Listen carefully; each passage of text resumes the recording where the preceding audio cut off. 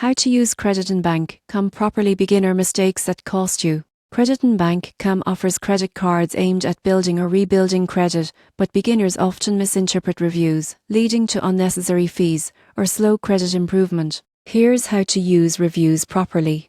The first mistake is focusing solely on approval odds. Most people get this wrong by ignoring interest rates, annual fees, and terms that affect cost. Honest reviews detail actual experiences, giving insight into monthly charges and hidden fees. Second mistake, mismanaging credit limits. You won't believe how many cardholders damage their credit by maxing out limits or missing payments. Reviews often share strategies for using the card responsibly while boosting credit scores. Third mistake, overlooking rewards programs. The surprising truth is that CreditOne's cashback or points system may not be as straightforward as advertised. Reviews highlight which purchases earn the most rewards and how to redeem them effectively. Fourth mistake, ignoring customer service quality. Many reviews note response times and issue resolution effectiveness, which can save stress when disputes or errors occur. Finally, failing to combine reviews with official terms is common. Always check CreditOneBankcom for updated rates, promotions, and credit building tools to avoid outdated information.